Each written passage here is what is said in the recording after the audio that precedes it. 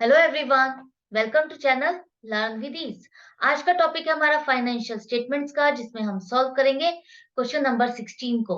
और इस क्वेश्चन में आप बनाने वाले हो trading account, profit and loss account और बैलेंस शीट को सबसे ज्यादा इजी और फास्टेस्ट वे में। तो ये क्वेश्चन है आपका चैप्टर नंबर 21 डीके गोयल की बुक से। शुरू करते हैं आज का लेसन। यहाँ पर आपको दामोदर प्रसाद की बुक्स का ट्रायल बैलेंस दिया गया है 31 मार्च 2016 को। अब ये जो ट्रायल बैलेंस है उसका दोनों साइड का टोटल मैच कर रहा है, तो आपको टोटल करके देखने की जरूरत नहीं है। लेकिन जिस केस में टोटल ना किया हो, तो आपको क्या करना है, दोनों साइड का टोटल करके चेक करना है कि वो मैच कर रहा है या नहीं कर रहा। अगर डिफरेंस आता है तो आपको सहारा लेना है सस्पेंस अकाउंट का, और उस डिफरेंस को, उस सस्पेंस अकाउंट को आपको शो करना है अपनी बैलेंस शीट में। तो किस तरह से इसको बनाओगे, इस क्वेश्चन को कैसे करोगे। आपको दिया गया है स्टॉक भी 22,000 रुपए का 31 मार्च 2016 को, जो कि है आपका क्लोजिंग स्टॉक। अब इस क्वेश्चन को करने के लिए आपको तैयार रखने हैं format trading and profit and loss account और बैलेंस शीट का। अगर आपने फॉर्मेट तैयार रखा है और आपने बना लिया है पहले ही, तो अब आप अपने इस ट्रायल बैलेंस से एक एक अकाउंट को पिक करके डायरेक्टली उसकी पोजीशन पे, उसके नेचर के अकॉर्डिंग वो किस अकाउंट में आना है आपको लिखते जाना है। किस तरह से लिखोगे, देखो आपके पास है स्टॉक 1 अप्रैल 2015 को। इसका मतलब क्या है, ये है आपका ओपनिंग स्टॉक। और ओपनिंग स्टॉक आप लिखते हो ट्रेडिंग अकाउंट में। ट्रेडिंग अकाउंट में खर्चे की साइड पर सबसे ऊपर लिखोगे और अमाउंट आ जाएगी 10,000 रुपए। आपको पता है trading account and profit and loss account हम दोनों एक साथ बनाते हैं। ट्रेडिंग अकाउंट आपका ऊपर होता है और प्रॉफिट एंड लॉस अकाउंट नीचे बनाते हो। उसके बाद है आपका परचेज। परचेज भी आपका खर्चा है जिसे आप ट्रेडिंग अकाउंट में लिखते हो। तो आप लिखो टू परचेजेस 58,000 रुपए इनर कॉलम में लिखोगे, क्योंकि अभी आपको क्या करना है, परचेज रिटर्न को लेस करना है अगर आपके ट्रायल बैलेंस में दिया जाता है तो। और आपको नेट परचेज की वैल्यू आउटर कॉलम में लिखनी है। अब आपका नेक्स्ट है वेजेस। वेजेस भी आपका ट्रेडिंग अकाउंट में आता है, थोड़ा सा गैप छोड़ के लिखोगे और अमाउंट आ जाएगी 4700 रुपए। नेक्स्ट है रिटर्न इन वर्ड्स। रिटर्न इन वर्ड्स का मतलब है आपकी सेल्स। रिटर्न इन वर्ड्स का मतलब है जो सामान आपके पास वापस आ रहा हो, तो वही सामान वापस आएगा जो आपने सेल की है। तो सेल रिटर्न मतलब है रिटर्न इनवर्ड्स। अब सेल रिटर्न है तो आप उसको कहाँ लिखोगे, डेबिट बैलेंस है, लेकिन इसको आप अपनी सेल में से माइनस करते हो। और माइनस करने के लिए आप लिखोगे लेस रिटर्न इनवर्ड्स 3520 रुपए इनकम वाली साइड पर। उसके बाद है आपके पास कैरियज ऑन परचेजेस, जो कि आपकी परचेज पर कार्टेज आप पे कर रहे हो, कैरियज पे कर रहे हो, तो वो आपका खर्चा है परचेज से रिलेटेड और वो आएगा आपका ट्रेडिंग अकाउंट में। अमाउंट है 2360 रुपए। नेक्स्ट है carriage on sales. Carriage on sales आपका आता है प्रॉफिट एंड लॉस अकाउंट में, क्योंकि ये है आपका इनडायरेक्ट एक्सपेंस, सेल्स से रिलेटेड है। आप लिखोगे प्रॉफिट एंड लॉस अकाउंट में, थोड़ा सा गैप छोड़ के लिखेंगे। क्यों, क्योंकि ये है आपका प्रॉफिट एंड लॉस अकाउंट और यहाँ पर आपका होता है ट्रेडिंग अकाउंट। तो कैरियज ऑन सेल्स हो जाएगा आपका 710 रुपए। उसके बाद है आपका ऑफिस सैलरीज। ऑफिस सैलरीज आपका है क्या, एडमिनिस्ट्रेटिव एक्सपेंस। एडमिनिस्ट्रेटिव एक्सपेंस है तो वो आपका आएगा प्रॉफिट एंड लॉस अकाउंट में और अमाउंट हो जाएगी 4800 रुपए। उसके बाद रेंट एंड टैक्सेस, ये भी आपका इनडायरेक्ट एक्सपेंस है जो कि आपका प्रॉफिट एंड लॉस अकाउंट में आएगा। कैश, कैश है आपकी एसेट, करंट एसेट, जो कि आप बैलेंस शीट में शो करोगे। हमने फॉर्मेट पहले से तैयार रखा है, इसलिए हम फटाफट इसको पोस्ट करते जाएंगे। कैश है, अमाउंट है आपका 1100 रुपए।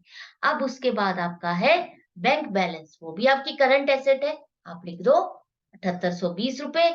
उसके बाद बेड डेट्स, बेड डेट्स आपका खर्चा है जो कि आपका आएगा प्रॉफिट एंड लॉस अकाउंट में। प्रॉफिट एंड लॉस अकाउंट में लिखोगे टू बेड डेट्स, अमाउंट हो जाएगी 600 रुपए। अब है आपका डिस्काउंट अलाउड। डिस्काउंट अलाउड आपका सेल से रिलेटेड है। जब आप सेल को प्रमोट करने के लिए लोगों को, कस्टमर को अपने डिस्काउंट देते हो, तो वो आपका खर्चा प्रॉफिट एंड लॉस अकाउंट में आएगा 640 रुपए। लैंड एंड बिल्डिंग आपकी एसेट है। एसेट है तो आप कहाँ शो करोगे, बैलेंस शीट में। तो जल्दी से बैलेंस शीट में आ जाओ। हम यहाँ पर स्पेस क्यों छोड़ रहे हैं, क्योंकि हमारी अगर कोई करंट एसेट और है तो हम उसको यहाँ पर इजीली लिख सकते हैं। तो लैंड एंड बिल्डिंग का बैलेंस आप यहाँ लिखोगे थोड़े से गैप के बाद 20,000 रुपए। अब आपका आता है स्कूटर। स्कूटर आपका आएगा लैंड एंड बिल्डिंग के बाद, यहाँ लिखोगे 6600 रुपए। स्कूटर रिपेयर, स्कूटर रिपेयर क्या है? आपका खर्चा है। खर्चा है वो आएगा आपका प्रॉफिट एंड लॉस अकाउंट में टू स्कूटर रिपेयर, अमाउंट होगी 850 रुपए। बीआर, बीआर है आपका बिल्स रिसीवेबल, वो है आपकी करंट एसेट, और करंट एसेट को आप लिखोगे बैलेंस शीट में ऊपर, यहाँ पर अमाउंट। इसके बाद कमीशन, कमीशन क्या है? डेबिट लिखा है, इसका मतलब खर्चा है। खर्चा है तो आप कहाँ लिखोगे? प्रॉफिट एंड लॉस अकाउंट में टू कमीशन, अमाउंट आ जाएगी 1800 रुपए। सन्ड्री डेटर, सन्ड्री डेटर से आपके एसेट, करंट एसेट, जिसको आप लिखोगे बैलेंस शीट में सन्ड्री डेटर्स, अमाउंट हो जाएगा 25,400 रुपए। इंटरेस्ट ऑन एक्स लोन, आपने अगर लोन लिया हुआ है और आप उस पर इंटरेस्ट देते हो तो वो खर्चा होता है, और डेबिट बैलेंस आ रहा है तो आप उसको कहाँ लिखोगे? प्रॉफिट एंड लॉस अकाउंट में लिखोगे, अमाउंट आएगा 1500 रुपए। नेक्स्ट है आपका ड्रॉइंग्स। अब ये ड्रॉइंग्स है, डेबिट बैलेंस है, इसको कहाँ लिखोगे आप? खर्चे में नहीं लिखते इसको, हम कहाँ लिखते हैं? बैलेंस शीट में लिखते हैं। बैलेंस शीट में आप डेबिट बैलेंस है, लेकिन इसको कहाँ लिखोगे? लाइबिलिटी साइड पर, और कैपिटल में से लेस करोगे 6000। इनर कॉलम में लिखोगे, क्यों? क्योंकि आपको कैपिटल की जो अमाउंट है उसमें से लेस करके जो फाइनल बैलेंस है उसको आपको आउटर कॉलम में लिखना है। अब यहाँ पर जब डेबिट के सारे बैलेंसेस को आप पोस्ट कर लेते हो, उसके बाद बारी आती है क्रेडिट बैलेंसेस को, उसको भी एक एक करके आपको पिक करना है और फीड करना है। तो यहाँ पर आपके पास पहला है डिस्काउंट रिसीव, जो कि इनकम है, और फायदा है जो कि आपका आएगा प्रॉफिट एंड लॉस अकाउंट में 750 रुपए। रिटर्न आउटवर्ड्स, रिटर्न आउटवर्ड्स का मतलब है आपकी परचेज रिटर्न। जब आप कोई सामान खरीदते हो और उसमें से कोई सामान रिटर्न करते हो तो वो सामान बाहर जा रहा है, बाहर जा रहा है मतलब आउटवर्ड, तो ये हो गया आपका रिटर्न आउटवर्ड्स, परचेज रिटर्न। और परचेज रिटर्न क्रेडिट बैलेंस है, लेकिन हम शो करेंगे अपने खर्चे की साइड पर ट्रेडिंग अकाउंट में लेस रिटर्न आउटवर्ड्स, परचेज में से लेस करोगे 2600 रुपए, और अब ये नेट वैल्यू जो है नेट परचेज आपकी आ जाएगी आउटर कॉलम में 55,400 रुपए। इसके बाद अब आपके पास है सेल्स। सेल्स इनकम है, ट्रेडिंग अकाउंट में शो करते हो आप, ऊपर लिखोगे बाय सेल्स, अमाउंट आ जाएगी 98,650 रुपए। पहले ही आप लिख चुके हो less return inwards, sales return less कर दोगे तो नेट सेल्स आपके आउटर कॉलम में आ जाएगी 95,130 रुपए। अब है आपके पास नेक्स्ट बीपी। बीपी का मतलब है बिल्स पेबल, ये आपकी है करंट लाइबिलिटी, और करंट लाइबिलिटी को आप लाइबिलिटी साइड पर सबसे ऊपर लिखोगे 3000 रुपए। सन्ड्री क्रेडिटर्स करंट लाइबिलिटी है, लाइबिलिटी साइड पर लिखोगे बैलेंस शीट में आप 5600 रुपए। Creditors for rent, creditors for rent क्या है? आपका एक तरह से आउटस्टैंडिंग रेंट, जो खर्चा है आपका वो है, आपको जो रेंट की पेमेंट करनी थी वो आपने पे नहीं की है, वो आउटस्टैंडिंग है। तो क्रेडिटर फॉर रेंट उन्होंने अकाउंट का नाम दिया हुआ है तो हम वही लिख देते हैं। मेनली ये इसका मीनिंग ये है कि आपका आउटस्टैंडिंग रेंट का जो खर्चा है ये वो है।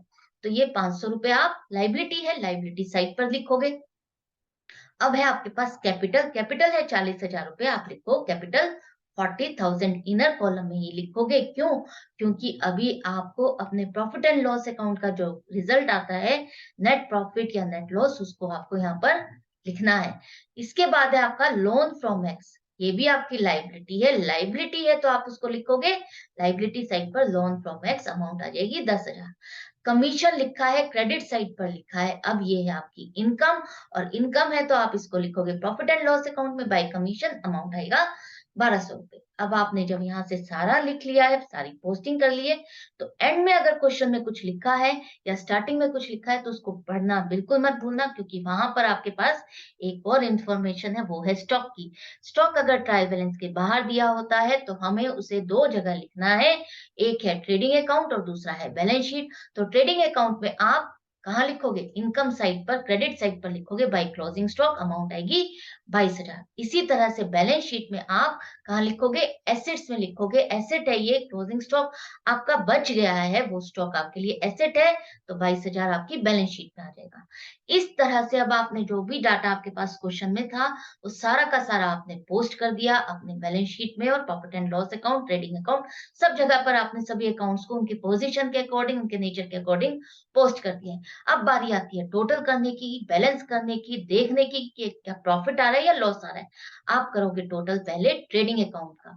ट्रेडिंग अकाउंट में आपकी इनकम साइड का टोटल आ रहा है 1,17,130 रुपए, जिसमें से आप लेस करोगे एक्सपेंस साइड को, खर्चे वाली साइड को 72,460 रुपए को, तो आपके पास प्रॉफिट आएगा 44,670 रुपए। ये है आपका ग्रॉस प्रॉफिट। ट्रेडिंग अकाउंट का रिजल्ट आपका होता है ग्रॉस प्रॉफिट, वो आपका बताता है आपके प्रोडक्ट को सेल करने पर आपको कॉस्ट माइनस करने के बाद कितना प्रॉफिट हो रहा है। तो आप लिखो to gross profit transfer to P and L account, amount आएगी 44,670 रुपए, और एंड में लिखोगे टोटल दोनों साइड पर। प्रॉफिट है लेकिन फिर भी हम खर्चे साइड पर क्यों लिख रहे हैं? क्योंकि इस साइड का टोटल ज्यादा है, आपको इक्वल करना है दोनों साइड का टोटल, तो आपको कहाँ लिखना होगा? इसी साइड लिखना होगा, डेबिट साइड पर।